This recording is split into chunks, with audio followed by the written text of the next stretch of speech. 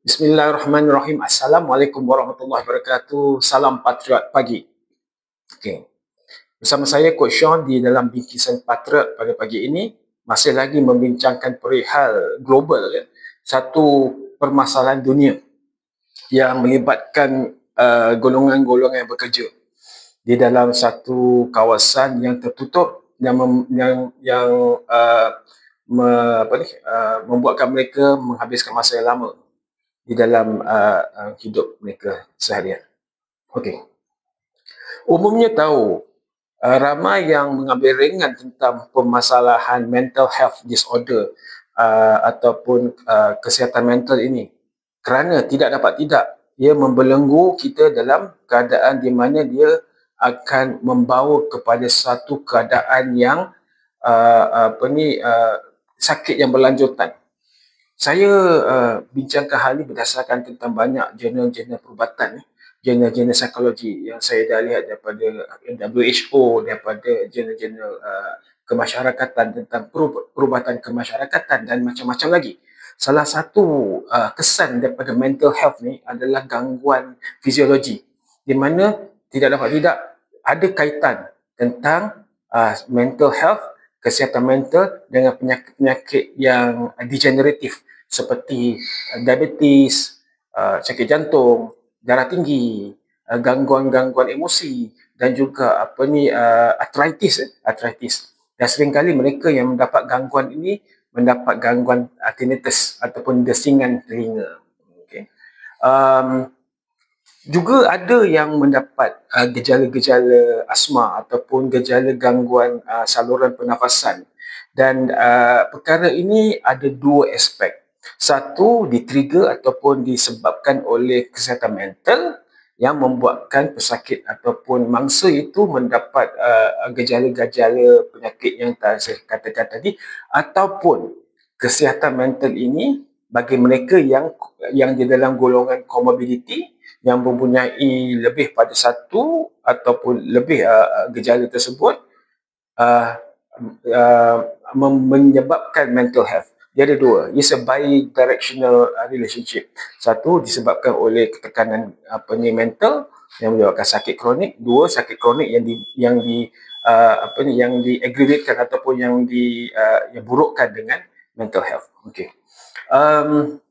Apakah impaknya kepada cognitive function, fungsi-fungsi kognitif pekerja itu? Satu, mental stress ni dia akan melibatkan fungsi otak ataupun fungsi fikiran menjadi lemah. Alright? Dia kurang daya tumpuan, lower in concentration, reasoning dan problem solving pun akan terjejas kerana tekanan mental itu membawa dia kepada satu situasi yang bukan euforia ataupun satu situasi yang bukan ideal. Alright. Okey, lebih pada itu kalau kita nak tahu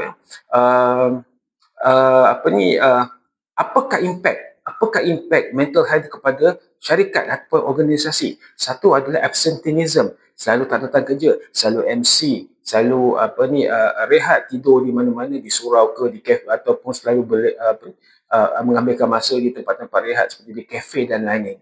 Dan ini memberikan satu lost work time ataupun kesan waktu pekerjaan tidak produktif. Kedua adalah presenteeism, datang ke office tapi tidak produktif.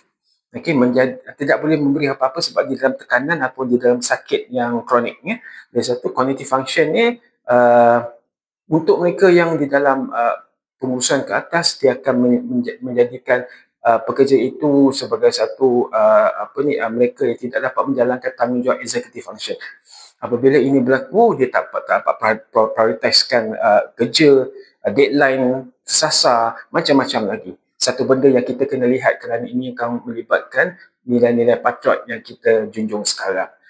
Another one, of course lah, turnover ataupun berhenti kerja kerana sakit ataupun kerana burn out. Ini adalah satu faktor yang betul-betul memberikan kerugian. Kerana mental health pekerja mempunyai kadaran langsung dengan ROI, return on investment. Apa yang syarikat dah bagi training, dah bagi insentif, dah macam-macam lagi, kerana mental health tidak terjaga, mereka jatuh di dalam kategori yang tidak produktif tadi. Okay? So, nanti kita lihat bagaimana kita boleh sama-sama bekerjasama dengan syarikat ataupun kita di sini kena jaga diri untuk macam mana kita nak mengurangkan kesan. Ingat, mental health ni satu perlu dijaga.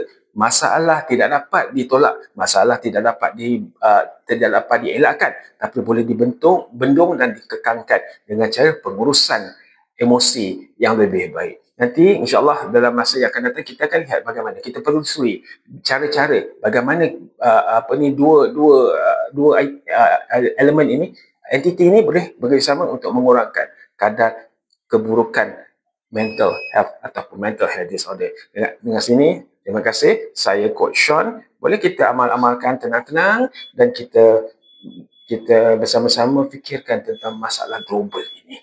Salam Patriot Pagi.